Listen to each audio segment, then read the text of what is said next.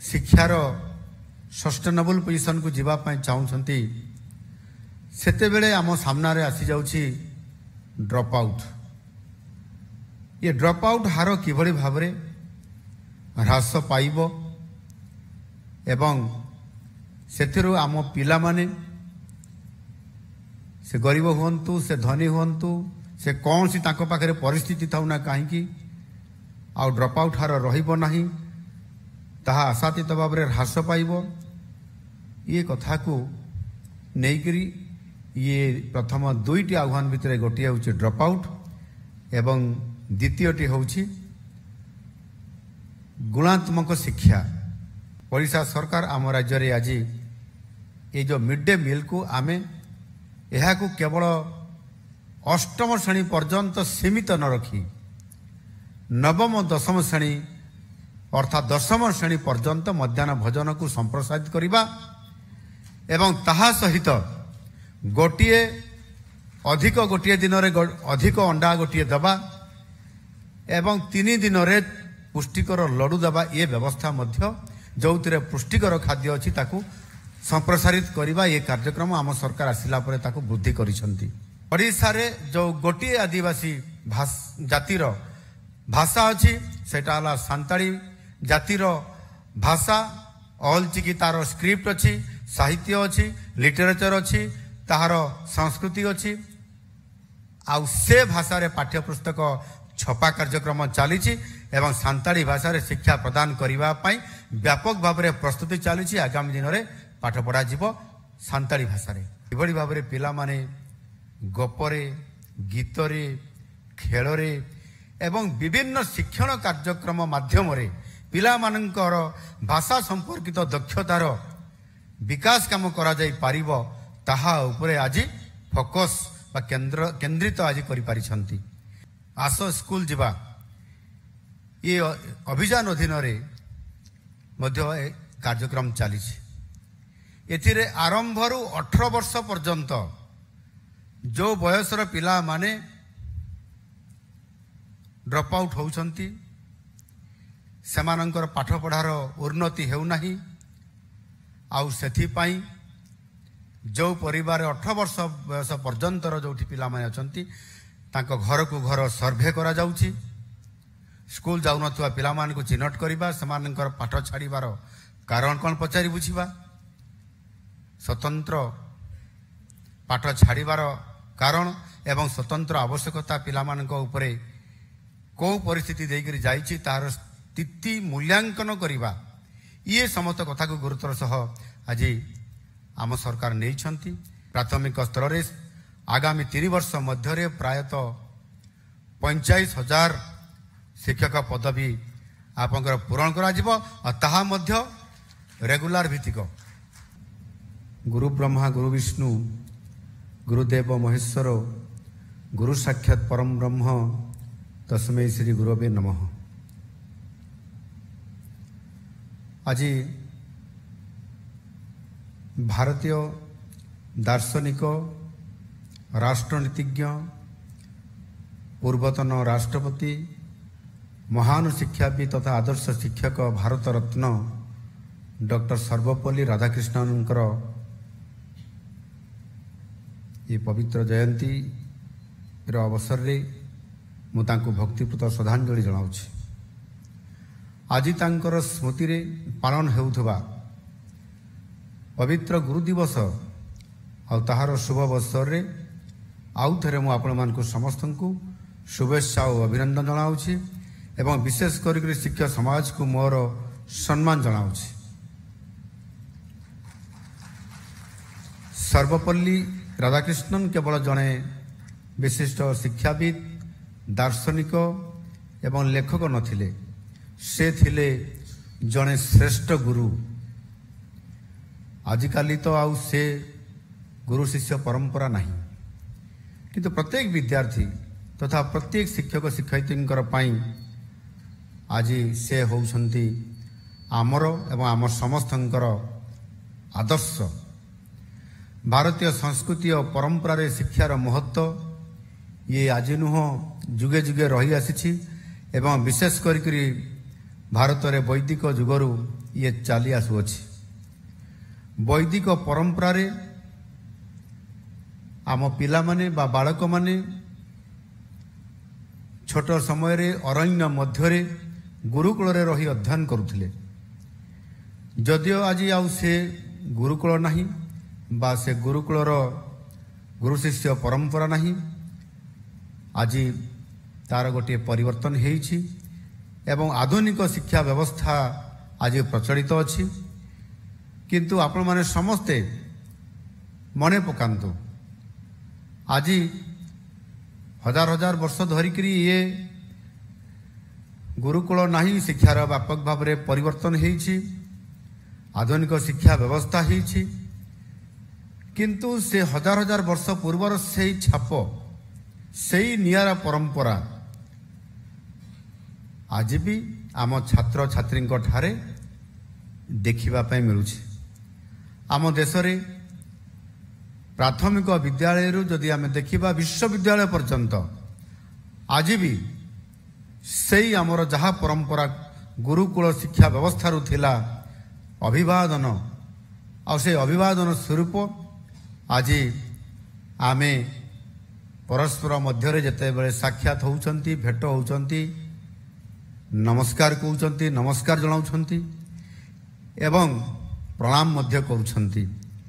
ये परंपरा देखंतु जदि आमे जो माने आम परिवार भी आज किए जदि विदेश रे पाठ पढ़ुथिबे ताहले ताको परिवार रो जो माने सेठी पाठ पढ़ी के आसुछंती बा आमे जहा जानुछंती जे पाश्चात्य देश रे एभली नमस्कार किंबा प्रणाम देखिबा पाई मिली न थाए।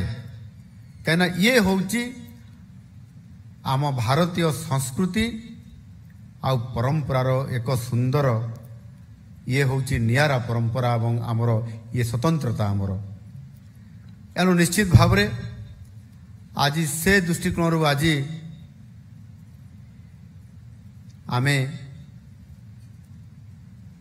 ये पवित्र गुरु दिवस अवसर रे मध्य गुरु शिष्यर संपर्क एवं आम परंपरा आम वैशिष्ट्य आम संस्कृति को आमे आधार करी आज आमे एभली एक उत्सवर आज सरकारी स्तर में मध्य आज आमे सारा भारत वर्ष रे आज पालन करुछंती। जेते बेले आम देश स्वाधीनता लाभ करला सेते बेले आमर साक्षरता हार थिला मात्र 12%। आज जदि आमे देखिबा ताहा आशातीत भाव में वृद्धि पाइछि एवं एक सम्मानजनक स्थिति रे अछि। एणु प्रायतः धीरे धीरे ये निरक्षरता आउ देखा जाऊ नहीं।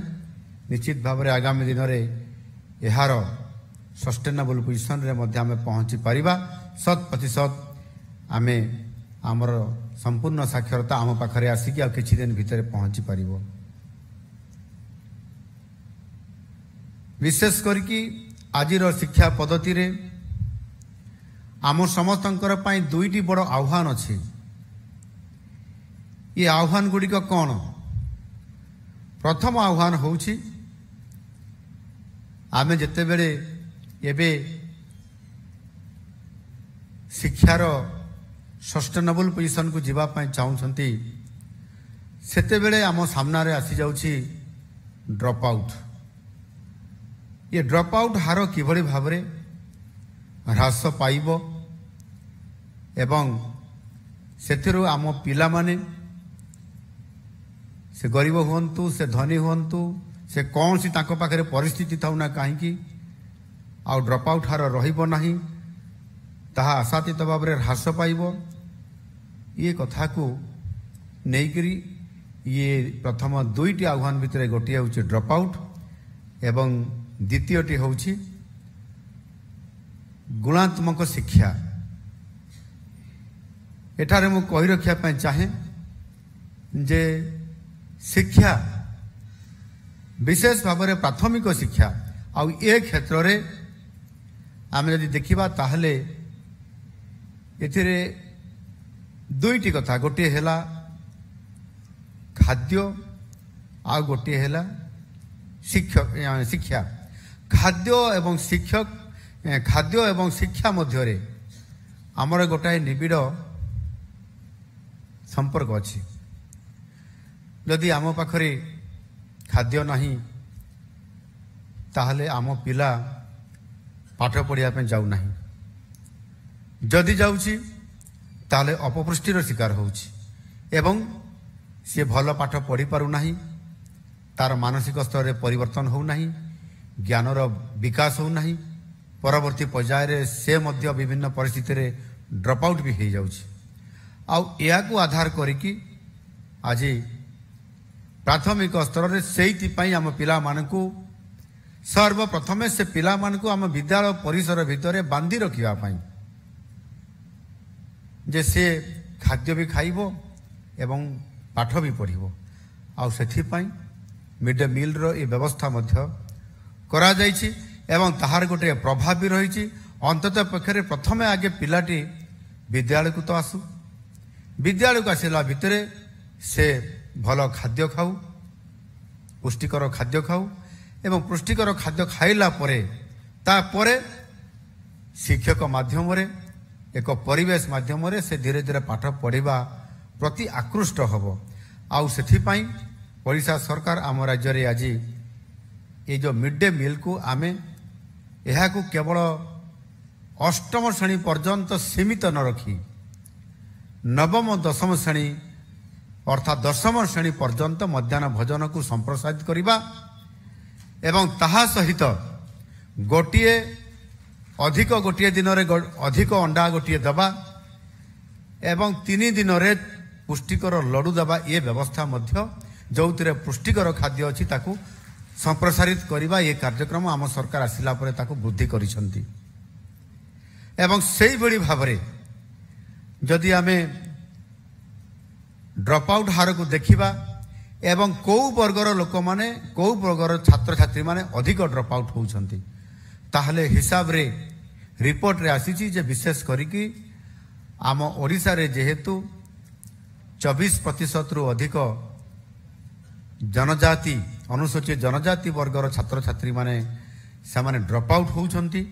ଏ ରିପୋର୍ଟ ଆସିଲା ପରେ ତାଙ୍କ ଉପରେ ପ୍ରାଧାନ୍ୟ ପ୍ରଥମେ ଦିଆଯାଇଛି ଏବଂ ସେଥିପାଇଁ ଡ୍ରପ୍ ଆଉଟ୍ ହାର ବା ରେଟ୍କୁ କମ୍ କରିବା ପାଇଁ ଆମେ ମାଧବ ସିଂ ହାତ ଖର୍ଚ୍ଚ ଯୋଜନା ଆଜି କାର୍ଯ୍ୟକାରୀ କରୁଛୁ।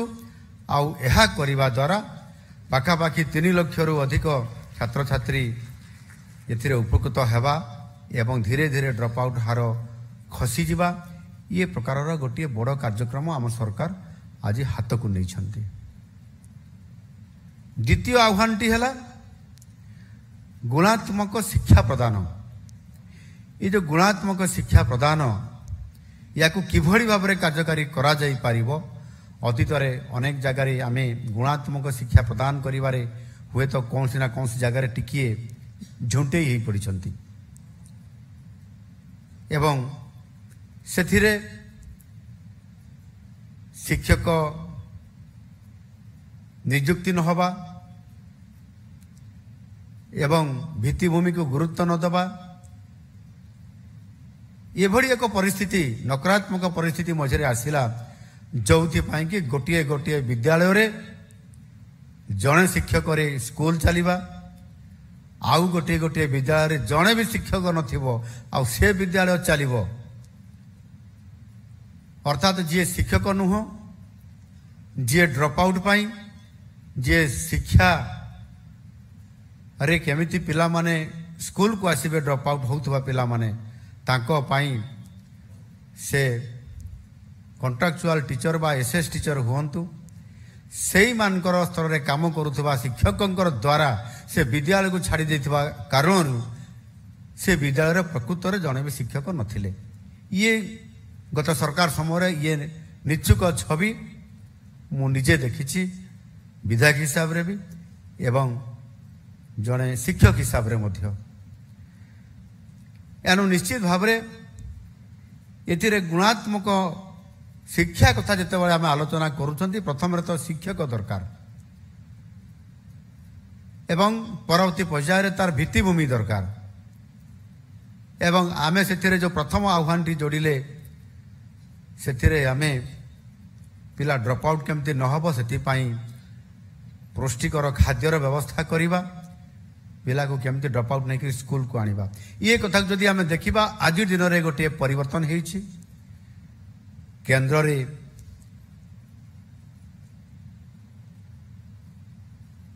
यशस्वी प्रधानमंत्री नरेंद्र मोदी जी देशर नेतृत्व नेला परे प्रधानमंत्री हिसाब से देशर दायित्व नेला परे शिक्षार व्यापक भाव में परिवर्तन होगापी जाऊँगी एवं एनईपी 2020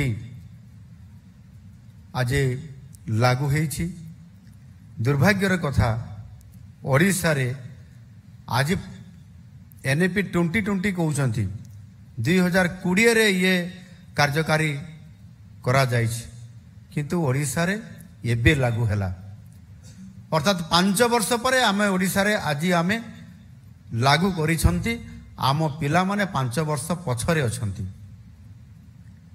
आम छात्र छात्री मानक गत सरकार वंचित करथिले ये कथा को आम गभीरतार सहित नेबा आवश्यकता अछि एथिरे राजनीति करिवार आवश्यकता बिल्कुल नहीं शिक्षा क्षेत्र रे नियुक्ति रे भित्तिभूमि रे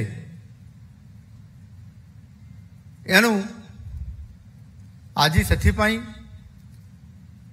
माननीय प्रधानमंत्री यशस्वी प्रधानमंत्री नरेंद्र मोदी जी मार्गदर्शन रे शिक्षार जो व्यापक भाव में एक वैप्लविक परिवर्तन आनिबा एवं जातीय कार्यक्रम जातीय पाठ्यक्रम ढांचा बा एनसीएफ आज कार्यकारी करा जाइछि एवं सेही आधार रे राज्य रे मध्य स्टेट करिकुलम फ्रेमवर्क बा राज्य पाठ्यक्रम ढांचा मध्य आज आमे आरंभ करूछु एई ढांचा आम पिला मानकर जो आवश्यकता ओडिशार सभ्यता और सांस्कृतिक मूल्यबोध इतिहास ऐतिह्य परंपरा एवं आमर मातृभाषा एवं भविष्यतर आवश्यकता को ध्यान रे रखी आज शिक्षार व्यवस्था केमिति हेबो से आधार रे आज ताकू आमे प्रचलन करिया पय जाउछंती या निश्चित भाव में आगामी दिन में शिक्षा क्षेत्र में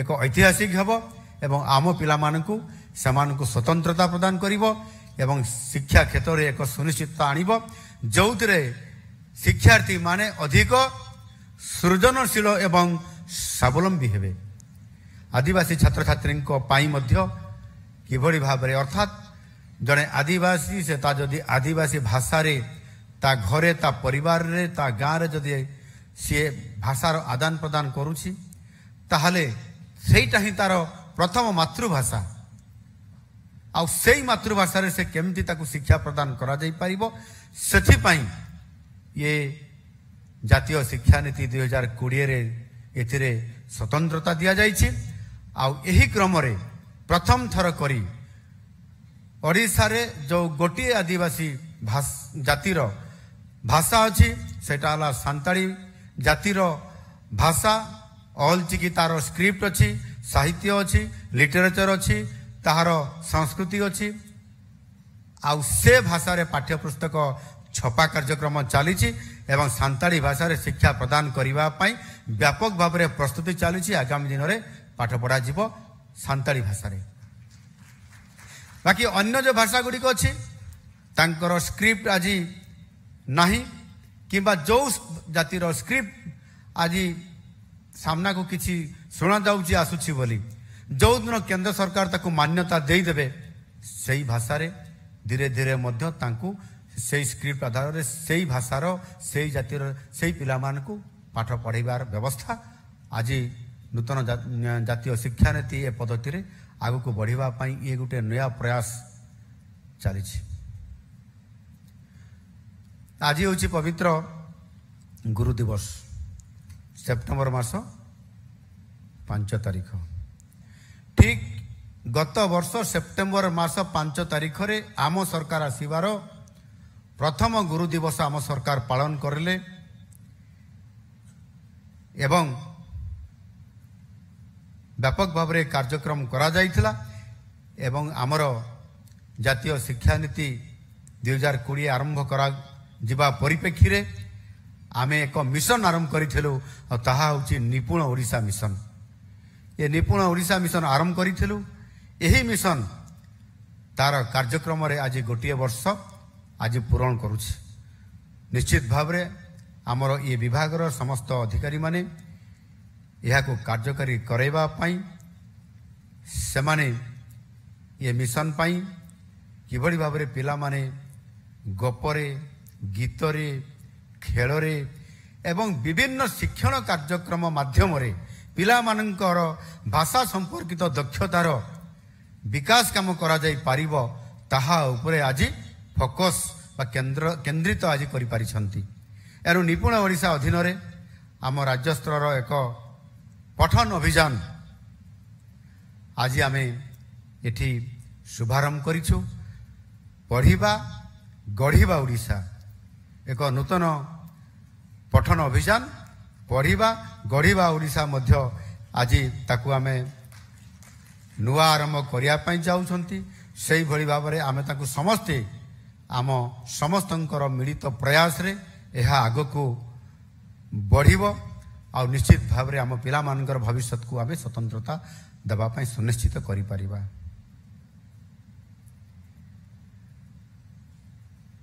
आ एहा माध्यम रे शिक्षार्थींकर मध्य रे नियमित एवं स्वाधीन पठन अभ्यास को प्रोत्साहित करा जाई परिबो। सेथिरे पिला मानकु आमे बहुत समय रे सरल कहानी कहि थाउ एवं किबड़ी भाव रे ताकु सरल कहानी माध्यम रे ताकु पठन करिवार कार्यक्रम एवं बोधगम्यता को विकसित केमती करा जिवो ता उपरे आमे फोकस करूछंती। एथि सहित विद्यालय गुड़ी को किबड़ी भाव रे सुंदर करा जाई परिबो आकर्षणीय करा जाई परिबो ताहार विकसित मध्य आम सरकार करिया पई जाउछंती। एथि आपण माने जानि छंती मो आपण मानकर भले जने शिक्षक थिली एवं सरकारी विद्यालय रे नहो एक बेसरकारी विद्यालय रे सरस्वती शिशु विद्या मंदिर रे मु आचार्य हिसाब रे गुरुजी हिसाब रे किछि दिन काम करिवार सुजोग आ से सौभाग्य मते प्राप्त होइथिला। 3.5 वर्ष पर्यंत शिक्षक हिसाब रे काम करिवार जो सुजोग मिलिथिला एवं एभली एक मनोज्ञ परिवेश से विद्यालय रे थिला बा अछि आज भी। वास्तविक मु मध्य से शिक्षादान क्षेत्र रे जने शिक्षक हिसाब रे जने गुरुजी हिसाब रे जने आचार्य हिसाब रे मु सेठी 3.5 वर्ष पिला मान को पाठ पढ़ाई सेठिकार शैक्षिक परिवेश छात्र गुरु भितर संपर्क एवं आम राज्य सरकार पाठ्य खसड़ा सहित सेठी आहुरी अनेक शिक्षा रे जोग दिया माने विषय अधिक जोग करा जाइथिला। नैतिक शिक्षा साधारण ज्ञान एवं आहुरी अनेक संस्कृत शिक्षा जोटा कि नथिला साधारणतः भाव आम विद्यालय मानकर आगुरी ये प्रकार व्यवस्था भितर गोटे मनोज्ञ परिवेश भितर आम पिला माने किभली भाव भल करिवे भल छात्र बाहरिवे चरित्र गठन तांकर निर्माण हबो ये समस्त कथा को गुरुत्व दिया जाउथिला।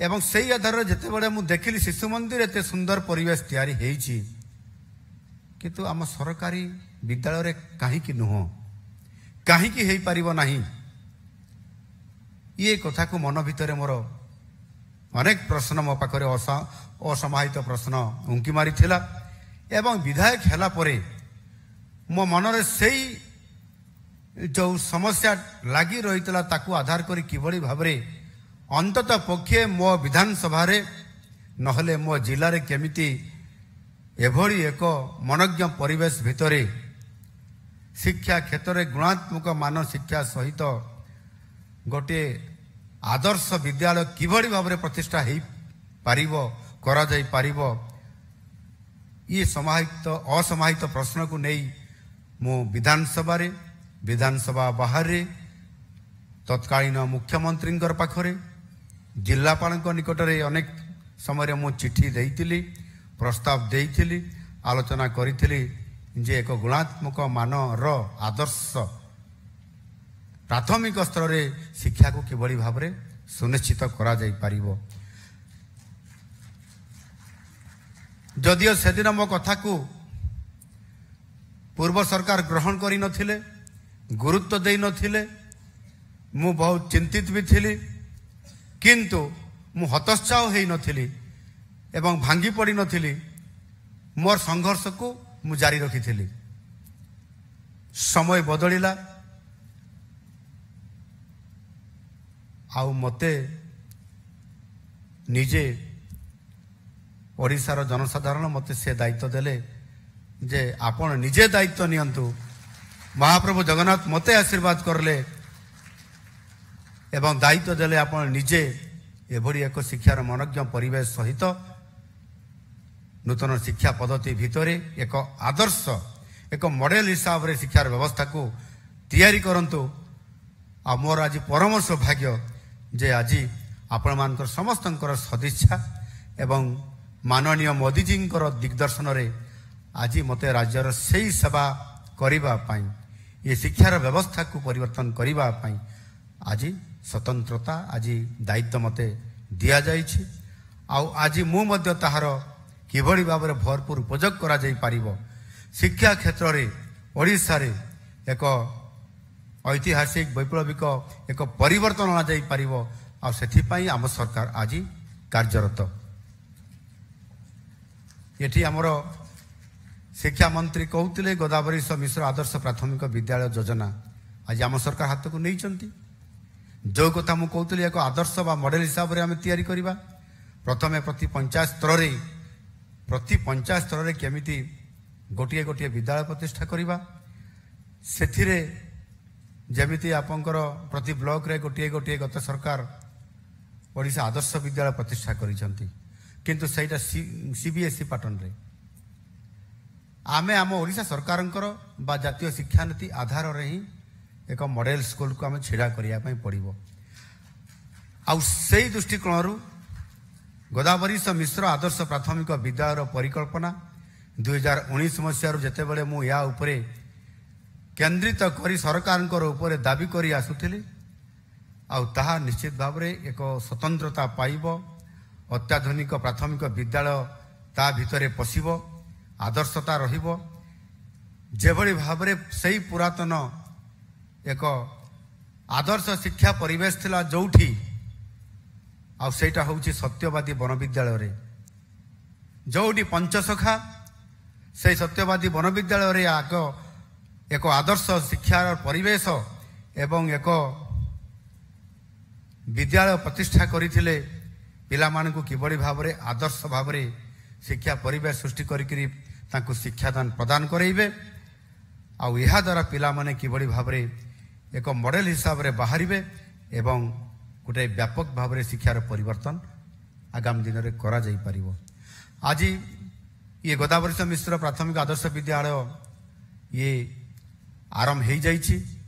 एथिरे कौ विद्यालय रे केबे ठारू आरंभ करा जिवो तार स्वतंत्रता आम विभाग ताकू देखुचंती। प्रथम पर्याय रे 835 टी विद्यालय निर्माण करा जिवो एवं तार किछि क्राइटेरिया अछि। से क्राइटेरिया आधार रे एवं प्रायतः प्रत्येक पंचायत स्तर रे ये कार्यक्रम को आमे हाथ को नौछु।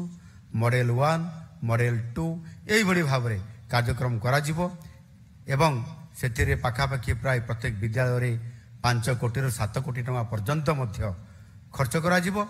गोटिए होउची ताहार भित्तिभूमि गोटिए पार्ट आउ गोटिए पार्ट होउची गुणात्मक शिक्षा प्रदान करिया पई आवश्यक पदक्षेप नबा। कौन पदक्षेप निया जिवो, कौन कले आम विद्यालय रे आदर्शता रही पारिबो, गुणात्मक शिक्षा प्रदान करा जाई पारिबो, यहा को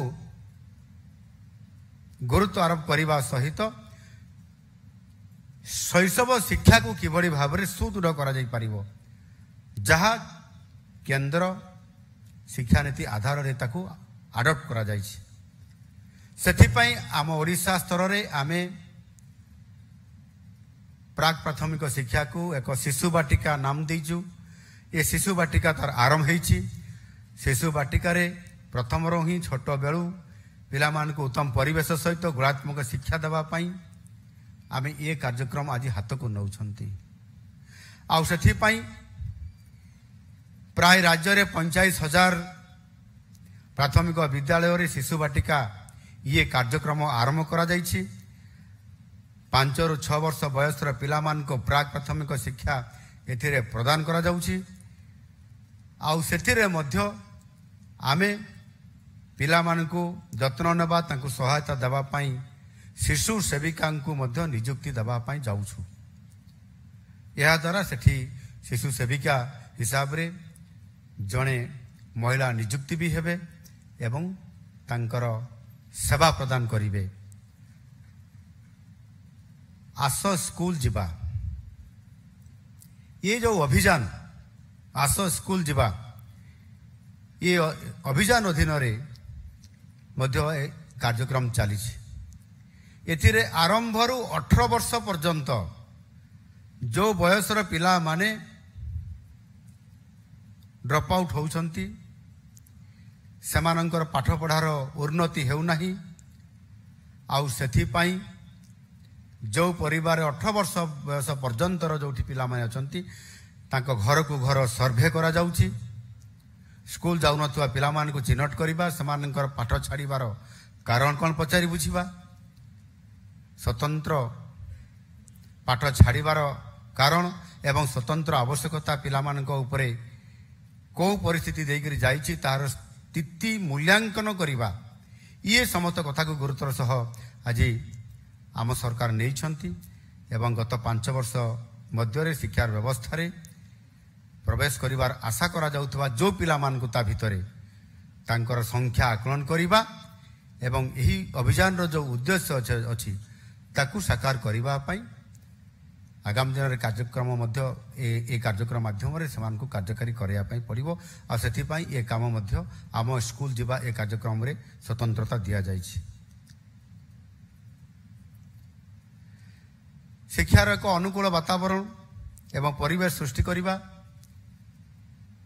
ଆଉ ସେ ଆଧାରରେ ବିକଶିତ ଓଡ଼ିଶାକୁ ଲକ୍ଷ୍ୟ ହାସଲ କରିବା ନିମନ୍ତେ ଆମେ ଆଜି ଶିକ୍ଷା କ୍ଷେତ୍ରରେ ମଧ୍ୟ ଡିଜିଟାଲ ଏବଂ ଆର୍ଟିଫିସିଆଲ ଇଣ୍ଟେଲିଜେନ୍ସ ଆଧାରିତ ଶିକ୍ଷା ପ୍ରଦାନ ତାକୁ ପ୍ରଚଳନ କରିବା ପାଇଁ ଆଜି ଆମ ସରକାର ମଧ୍ୟ ନିଷ୍ପତ୍ତି ନେବା ପାଇଁ ଯାଉଛନ୍ତି।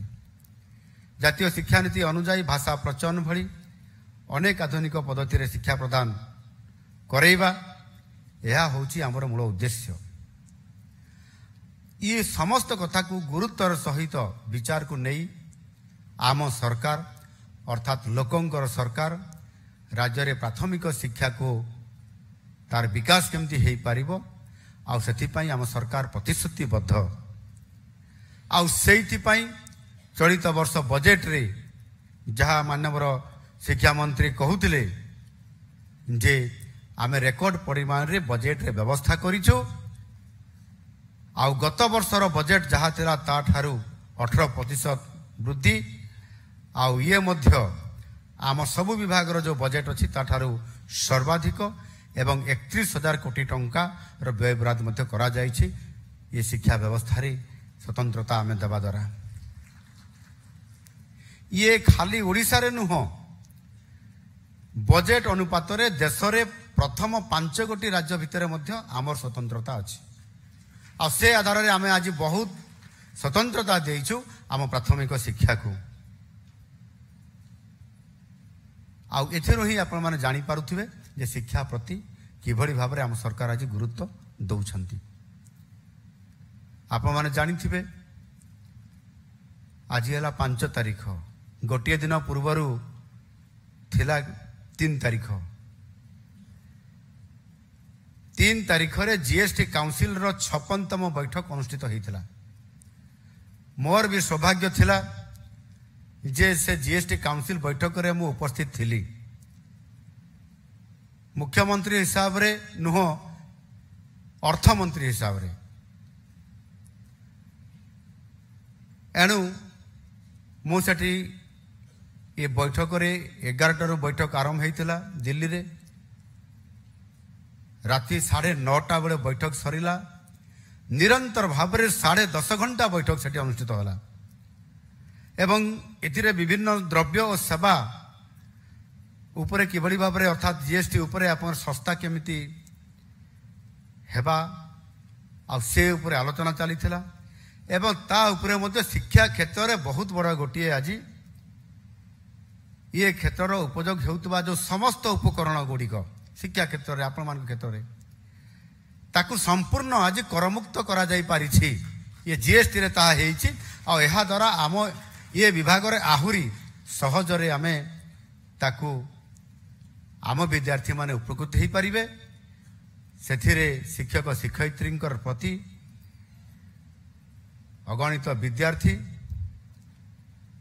ଏ ସମସ୍ତଙ୍କ ପ୍ରତି ଆପଣମାନଙ୍କର ପ୍ରତି ଇଏ ଗୋଟିଏ ଉପହାର। ଏଥିରେ ନିଶ୍ଚିତ ଭାବରେ ଆମ ପରିବାରରେ ପିଲାମାନଙ୍କ ଭିତରେ ଅର୍ଥ ସଞ୍ଚୟ ନିଶ୍ଚିତ ଭାବରେ ହେବ। ଅର୍ଥ ସଞ୍ଚୟ ହେଲେ ଆମେ ସେ ଅର୍ଥରେ ଆମେ ନିଶ୍ଚିତ ଭାବରେ ଅନେକ କିଛି ଆହୁରି ନୂଆ କାର୍ଯ୍ୟକ୍ରମ କରିପାରିବା। ସେଥିପାଇଁ ମାନନୀୟ ମୋଦିଜୀଙ୍କୁ ମୁଁ ଆଜି ଆଉ ଥରେ ଧନ୍ୟବାଦ ଜ୍ଞାପନ କରୁଛି। ସବୁଠାରୁ ବଡ଼ କଥା ହେଲା ଶିକ୍ଷା କ୍ଷେତ୍ରରେ ସବୁଠାରୁ ବଡ଼ କଥା ହେଉଛି ଯେ ସେଟା ହେଉଛି ଶିକ୍ଷକ। ଶିକ୍ଷକ ମାନେ ହେଉଛନ୍ତି ଆମ ଶିକ୍ଷା କ୍ଷେତ୍ରର ମେରୁଦଣ୍ଡ। ଏଣୁ ଆମ ସରକାର ସେ ଶିକ୍ଷକ ମାନଙ୍କର ସ୍ୱାର୍ଥ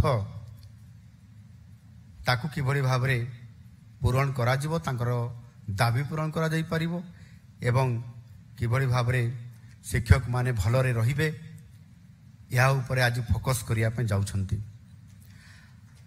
ଆଉ ସେଥିପାଇଁ ସର୍ବପ୍ରଥମେ ଯେଉଁ ଭେକେନ୍ସି ଅଛି ବା ଖାଲି ଥିବା ଶିକ୍ଷକ ପଦ ପୂରଣ କରିବା ପାଇଁ ଆଜି ଗୋଟିଏ ଆମେ ବଡ଼ ପଦକ୍ଷେପ ନେବା ପାଇଁ ଯାଉଛୁ। ସେଥିପାଇଁ ନୂତନ ଶିକ୍ଷା ଅନୁଯାୟୀ ଖାଲି ହେବାକୁ ଥିବା ପଦକୁ ବିଚାରକୁ ନେଇ ପ୍ରାଥମିକ ସ୍ତରରେ ଆଗାମୀ 3 ବର୍ଷ ମଧ୍ୟରେ ପ୍ରାୟତଃ 45,000 ଶିକ୍ଷକ ପଦବୀ ଆପଣଙ୍କର ପୂରଣ କରାଯିବ। ଆଉ ତାହା ମଧ୍ୟ ରେଗୁଲାର ଭିତ୍ତିକ। ଏଥିରେ ଆଉ କଣ୍ଟ୍ରାକ୍ଚୁଆଲ ପୋଷ୍ଟିଂ ହେବେ ନାହିଁ। ରେଗୁଲାର ହିସାବରେ ପିଲାମାନେ ନିଯୁକ୍ତି ମାଧ୍ୟମ ରେଗୁଲାର ନିଯୁକ୍ତି ମାଧ୍ୟମରେ ସେମାନେ ସ୍ୱତନ୍ତ୍ରତା ପାଇବେ ଏବଂ ଏ ଶିକ୍ଷାର ବ୍ୟବସ୍ଥାକୁ ଆହୁରି କିଭଳି ଭାବରେ ସଂସ୍କାର ଅଣାଯାଇପାରିବ ତା ଉପରେ ବିଚାର ବିମର୍ଶ ଚାଲିଛି। ଏବଂ ଆଜି ଯେଉଁ ମାଧ୍ୟମିକ ଶିକ୍ଷା ପରିଷଦ ଓ ଉଚ୍ଚ ମାଧ୍ୟମିକ ଶିକ୍ଷା ପରିଷଦ ଏ ଯେଉଁ 2ଟି ବୋର୍ଡ ଅଛି, ଏ 2ଟି ବୋର୍ଡ ଯେଉଁ ଅଛି ଅଲଗା ଅଲଗା ତାକୁ ମିଶାଇ ଦିଆଯାଉଛି ଏବଂ ସେଥିରେ ଗୋଟିଏ ବୋର୍ଡ କାର୍ଯ୍ୟକ୍ରମ କରିବ। ଅର୍ଥାତ୍ ପ୍ରଥମରୁ ଦ୍ୱାଦଶ ଶ୍ରେଣୀ ପର୍ଯ୍ୟନ୍ତ ଗୋଟିଏ ବୋର୍ଡ ଅଧୀନରେ କାମ କରିବ, ଯାହାଫଳରେ କି ଆମକୁ ଅତି ସହଜ ଆଉ ହେଇପାରିବ। ତାହାର ବ୍ୟବସ୍ଥା ଆଜି ସରକାର ଆଜି କରିବା ପାଇଁ ଯାଉଛନ୍ତି। ଏଥିରେ ଛାତ୍ର ଏବଂ ଶିକ୍ଷକର ଯାହା ବି ସମସ୍ୟା ଥିବ ତା ମାଧ୍ୟମରେ ତାହା ସମାଧାନ କରାଯାଇପାରିବ। ଏଣୁ ଏଥିରେ ନିଶ୍ଚିତ ଭାବରେ ଆଜି ଯେଉଁମାନେ ଏଠି ଉପସ୍ଥିତ ଅଛନ୍ତି ଆମ ସମସ୍ତଙ୍କର ଗୁରୁଙ୍କର ପ୍ରତି ଆଜି ମୋର ବିଶେଷ ଅନୁରୋଧ ଯେ ଜଣେ ପିଲା ତାର ପିତାମାତାଙ୍କର ଠାରେ ସିଏ ଯେତିକି ସମୟରେ ରହୁଛି ତାହାର ଶିକ୍ଷକ ଠାରେ ବା ଗୁରୁଜୀ ପାଖରେ ମଧ୍ୟ ସେତିକି ସମୟ ସେ ରହୁଛି। ଏଣୁ କିଭଳି ଭାବରେ ଆମେ ପିଲା ବାପା ମା ପାଖରେ ରହୁଛି, ଶିକ୍ଷକ ପାଖରେ ରହୁଛି ଏବଂ ଏତେ ସମୟ ଧରିକି ଯେତେବେଳେ ସେ ପିଲାଟି ଅତିବାହିତ କରୁଛି, ଯେତେବେଳେ ସ୍କୁଲକୁ ଆସୁଛି ବାପା ମା ଭରସା କରୁଛନ୍ତି ଶିକ୍ଷକଙ୍କ ଉପରେ। ଗୋଟିଏ କୋମଳମତି ପିଲାର ମନକୁ ଜାଣିବା ଏବଂ ଭରସା କରିଥିବା ବାପା ମା ଶିକ୍ଷକ ଉପରେ ଅନେକ ସମୟରେ ଶିକ୍ଷକମାନଙ୍କର ବଦଳି କରାଯାଇଥାଏ। ଯେଉଁ ଶିକ୍ଷକ ଭଲ ନାହିଁ ତାକୁ ଟ୍ରାନ୍ସଫର କରିଦେବା, ଆଉ ଯେଉଁ ଶିକ୍ଷକ ଭଲ ଅଛନ୍ତି ବୋଲି ଆମେ ଶୁଣିଲେ ତାଙ୍କୁ କଳେ ବଳେ କୌଶଳେ ପଲିଟିକାଲ ପାୱାର ଲଗେଇକରି ପ୍ରେସର କରିକରି ତାଙ୍କୁ ବଦଳି କରି ନିଜ ବିଦ୍ୟାଳୟକୁ ଆଣିବା, ଏମିତି ଅନେକ ଦେଖାଯାଉଛି। ଆପଣମାନେ ତାହାର ଭକ୍ତଭୋଗୀ ମଧ୍ୟ। ଆଉ ସେ ଦୃଷ୍ଟିକୋଣରୁ ଆପଣମାନଙ୍କର ପାଖରେ ଯେଉଁ ଗୁରୁଦାୟିତ୍ୱ ଦିଆଯାଇଛି ତାହା ଶିକ୍ଷକ ଶିକ୍ଷୟିତ୍ରୀଙ୍କର ଭୂମିକା ଅତ୍ୟନ୍ତ ଗୁରୁତ୍ୱପୂର୍ଣ୍ଣ। ଏଣୁ ଶିକ୍ଷକ ଭାବରେ ପିଲାମାନଙ୍କର ମନୋଭାବକୁ କେମିତି ଆମେ ବୁଝିବା ଏବଂ ତାର ମନୋଭାବକୁ ବୁଝିକରି ତାଙ୍କୁ କିଭଳି ଭାବରେ ଆମେ ପାଠ ପଢ଼େଇବା ଏବଂ ତାର ଭାବାବେଗ କ'ଣ ଅଛି, ସେ କ'ଣ ଚାହୁଁଛି, କ'ଣ କଲେ ଆମେ ଠିକ୍ ରାସ୍ତାରେ ତାକୁ ପକାଇ ପାରିବା ଏବଂ ତାହାଦ୍ୱାରା ନିଶ୍ଚିତ ଭାବରେ ପିଲାଟି ଠିକ୍ ରାସ୍ତାରେ ଆମେ ଥରେ ଧରେଇ ଦେଲେ ସେ ସେଇ ସ୍ତରରେ ଶିକ୍ଷକଙ୍କର କଥା ମାନିକରି ଚାଲିବ ଏବଂ ତାହାର ଗୋଟେ କେଉଁଠି ନା କେଉଁଠି ୱିକ୍ ପଏଣ୍ଟ ଥିବ ଏବଂ ଆପଣମାନଙ୍କର ସହିତ କେତେବେଳେ ନା କେତେବେଳେ ଗୋଟିଏ ଇମୋସନାଲି ଗୋଟିଏ କନେକ୍ଟ ହେବାର ଆବଶ୍ୟକତା ଅଛି। ଯଦି ଭାବପ୍ରବଣତା ସହିତ ଯଦି ଗୋଟେ ସଂଯୋଗ ହେଇଯିବ ବା ଇମୋସନାଲି କନେକ୍ଟ ହେଇଯିବ, ତାହେଲେ ଆପଣ ଜାଣିଲେ ଯେ ସେ ଆପଣଙ୍କର କଥାକୁ ସବୁ ମାନିବ ଏବଂ ଭଲ ପାଠ ପଢ଼ିବ ଏବଂ ତାହା ସହିତ ମଧ୍ୟ ତାର ଚରିତ୍ର ଗଠନ କରିବାରେ ମଧ୍ୟ ଆପଣମାନଙ୍କୁ ଠିକ୍ ରାସ୍ତାରେ ନେବା ପାଇଁ ସହଜ ହୋଇଯିବ। ଏ କଥାକୁ ଷ୍ଟଡି କରିବା, ଏ କଥାକୁ ଆପଣମାନେ ଅଧ୍ୟୟନ କରିକରି ବା ତାର ଭାବାବେଗକୁ ବୁଝିପାରିବା କେବଳ ଶିକ୍ଷକ ହିଁ ବୁଝିପାରିବ। ଆଉ ସେ ଆଧାରରେ ଆପଣମାନଙ୍କୁ ନିଶ୍ଚିତ ଭାବରେ ଯିବା ପାଇଁ ପଡ଼ିବ। ଆଜିର ଦିନରେ ପିଲାଟି ପାଠ ପଢ଼ିଲେ ଚାକିରି କରିବ, ଏଇ ମିଶନରେ ଆମେ ଆଉ ରହିବା କଥା ନୁହଁ। ଚାକିରି ଆଉ ନାହିଁ, ଅର୍ଥାତ୍ ଆମେ କେବଳ ଚାକିରି କରିବା ପାଇଁ ପାଠ ପଢ଼େଇବା, ସେ ମିଶନରେ ଆମେ ନ ରହି କିଭଳି ଭାବରେ ତାର ଶିକ୍ଷାରେ ପୂର୍ଣ୍ଣାଙ୍ଗତା ଆସିବ ଏବଂ ତାହାର ରୁଚି ଅଛି କେଉଁ ବିଷୟ ପ୍ରତି, କେଉଁ ଆଡ଼କୁ ସେ ଢଳୁଛି। ଆଉ ଭଲ ଭାବରେ ଆପଣମାନେ ଜାଣିଛନ୍ତି ଆଜିର ଦିନରେ ବିଭିନ୍ନ କ୍ଷେତ୍ରରେ ଆଜିକାଲି ଯେଉଁ ସୁଯୋଗ ସିଏ ଆଉ ସୀମିତ ନାହିଁ, ଏ ସୁଯୋଗ ଅସୀମିତ ଅଛି। ଆଜି ଯଦି ସେ ଭଲ କରିବ ତାହେଲେ ସେ କେଉଁ ରାସ୍ତାକୁ ବାଛୁଛି ସେଇ ଆଡ଼କୁ ଆମେ ଉପଯୁକ୍ତ ସମୟରେ ମାର୍ଗଦର୍ଶନ କରିକି ତାକୁ ନେଇଯିବା। ଏଇଟା ହେଉଛି ମୋର ଆପଣମାନଙ୍କୁ ଅନୁରୋଧ। ଆପଣ ତାର ଲୁକାୟିତ ଥିବା ପ୍ରତିଭାକୁ ଚିହ୍ନଟ କରନ୍ତୁ ଏବଂ ଚିହ୍ନଟ କରିଲା ପରେ ଆପଣ ଅନୁଧ୍ୟାନ କରିକି ସେଇ ରାସ୍ତାରେ ଥରେ ଯଦି ତାକୁ ଆପଣ ନେଇଯିବେ, ତାହେଲେ ସେ ପିଲା ନିଶ୍ଚିତ ଭାବରେ ଆପଣମାନଙ୍କର ବେଷ୍ଟ ପ୍ରାକ୍ଟିସେସରେ ସେ ପିଲାଟି ମଧ୍ୟ ତା ଜୀବନର ସବୁଠାରୁ ଭଲ ବିଭାଗରେ ଭଲ ରାସ୍ତା ଖୋଜିକରି ସେ ଆଗକୁ ଯାଇପାରିବ। ଏଣୁ ଆପଣମାନେ ଜଣେ ଜଣେ ମେଣ୍ଟର ହିସାବରେ କାମ କରୁଛନ୍ତି, ଆଉ ସେଇ ଅନୁସାରେ କାମ ମଧ୍ୟ କରନ୍ତୁ। ନିଶ୍ଚିତ ଭାବରେ ଏ ସୁଯୋଗର ସୀମା ନାହିଁ ଏବଂ ଆପଣମାନେ ଆଜି ଏଭଳି ଏକ ପରିବେଶ ଭିତରେ ଗୁରୁ ଦିବସର ଅବସରରେ ଯେଉଁ ସ୍ୱପ୍ନ ପିଲା ଦେଖିବା ପାଇଁ ଚାହୁଁଛି ସେଇ ସୁଯୋଗ ଆପଣ ପହଞ୍ଚାଇ ଦିଅନ୍ତୁ ଯେ ଏଇଥିରେ ସେ ବେଷ୍ଟ କରିବ ଏବଂ ସେଇ ବେଷ୍ଟ କରିବା ପାଇଁ ଆପଣ ସେଇ ରାସ୍ତାରେ ତାଙ୍କୁ ଦେଖାନ୍ତୁ। ନିଶ୍ଚିତ ଭାବରେ ପିଲାର ଭବିଷ୍ୟତ ଉଜ୍ଜଳ ରହିବ ଏବଂ ସେ ଆମ ଦେଶର ଭବିଷ୍ୟତ, ଆମ ଦେଶର ଭାଗ୍ୟ ବିଧାତା ହେଇକରି କାଲି ଏ ସମାଜର ଗୁରୁତ୍ୱପୂର୍ଣ୍ଣ ଦାୟିତ୍ୱ ନେଇ କାମ କରିବ। ଏହାକୁ ଆମେ ଫୋକସ୍ କରିବାର ମଧ୍ୟ ଆବଶ୍ୟକତା ଅଛି। ସମୃଦ୍ଧ ଓଡ଼ିଶା, ବିକଶିତ ଭାରତ ଇଏ ଗଢ଼ିବା ପାଇଁ ସେଇ ଛାତ୍ରଛାତ୍ରୀମାନେ ହିଁ ଆମ ଇଏ ସମାଜର ଏକ ଅବିଚ୍ଛେଦ୍ୟ ଅଙ୍ଗ, ଆଉ ତା ହିସାବରେ ସେମାନେ କାମ କରିବେ। ଆଉ ପ୍ରତ୍ୟେକ ଶିକ୍ଷକ ଶିକ୍ଷୟିତ୍ରୀଙ୍କର ପାଇଁ ଆଜି ଏ ପବିତ୍ର ଦିନରେ ଗୁରୁ ଦିବସର ଅବସରରେ ଡକ୍ଟର ରାଧାକ୍ରିଷ୍ଣନ ହେଉଛନ୍ତି ଆମ ସମସ୍ତଙ୍କର ଆଦର୍ଶ। ଶିକ୍ଷକ ଜୀବନରେ ଡକ୍ଟର ରାଧାକ୍ରିଷ୍ଣନ ଭାରତୀୟ ଦର୍ଶନ, ଧର୍ମ ଦର୍ଶନ, ତୁଳନାତ୍ମକ ଧର୍ମ ଦର୍ଶନ ଓ ନୀତି ଶିକ୍ଷା ଆଦି ବିଷୟରେ ଅନେକ ସମୟରେ ପିଲାମାନଙ୍କୁ ଯାହା ଆମର ପାଠ୍ୟ ଖସଡ଼ାରେ ନଥିଲା ତାକୁ ବି ସେ ପିଲାମାନଙ୍କୁ ଶିକ୍ଷା ଭିତରେ ଭର୍ତ୍ତି କରିଦେଉଥିଲେ ଏବଂ ତା ସହିତ ମଧ୍ୟ ବେଦ ଉପନିଷଦ ମଧ୍ୟ ସେ ଅତି ସୁନ୍ଦର ଭାବରେ ବ୍ୟାଖ୍ୟା କରିକରି ପିଲାମାନଙ୍କ ପାଖରେ କାହାଣୀ ମାଧ୍ୟମରେ, ଗଳ୍ପ ମାଧ୍ୟମରେ ଥୋଇ ଦେଉଥିଲେ।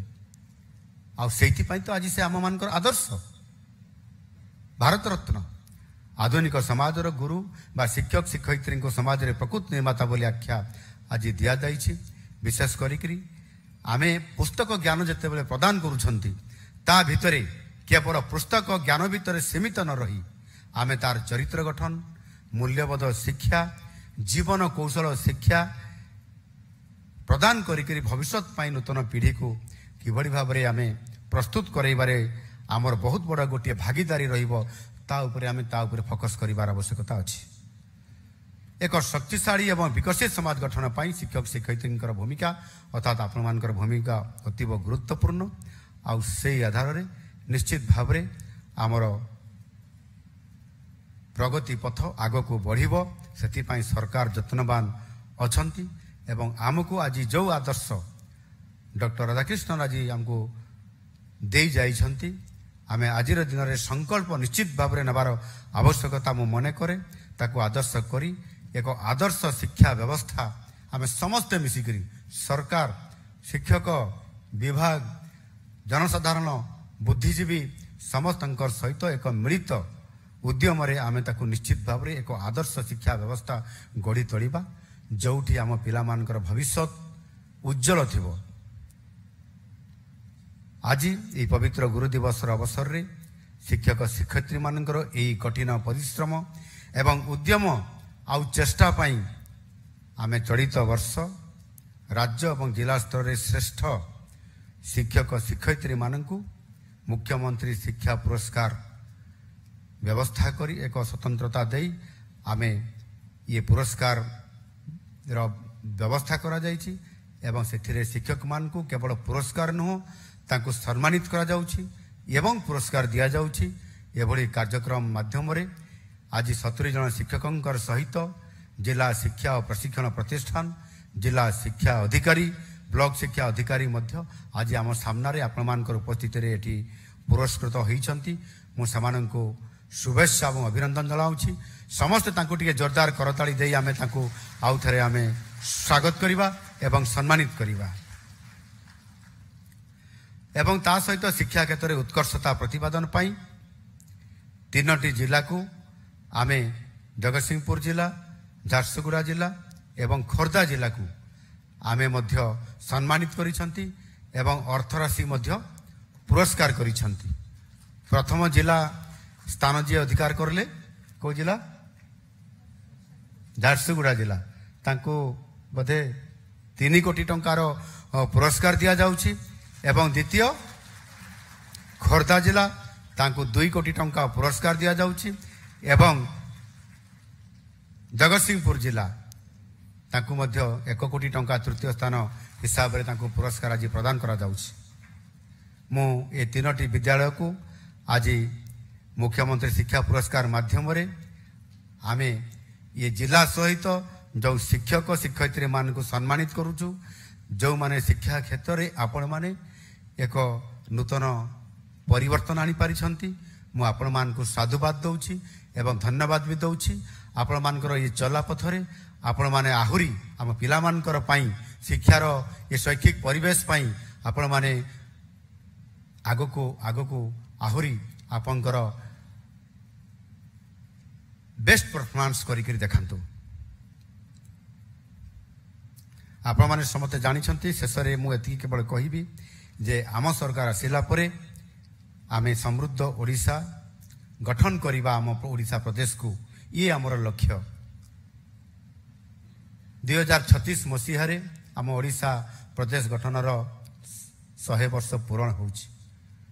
ये 100 वर्ष पूर्ण होतवा समय रे मो स्वप्नर ओडिशा आम स्वप्नर ओडिशा किभଳି हेइथिबो आमे की रूप रे आमे ताकू देखिबा ये प्रकार जो आमर एक समृद्ध ओडिशार जो परिकल्पना करा जायछि सेथिरे आम पिला माननको आज दिन रे आमे तयारी गढ़िबा एवं समानको एभଳି एक स्तर रे पहुंचेबा समान दायित्ववान नागरिक होइकरी आज तयारी हेबा पई आमे संकल्प ने कि समान को तयारी करिबा एवं से छात्र छात्री मानकर वर्तमान रो जो तांकर प्रतिभा उपरे आमर समृद्ध ओडिशा निर्भरशील हबो।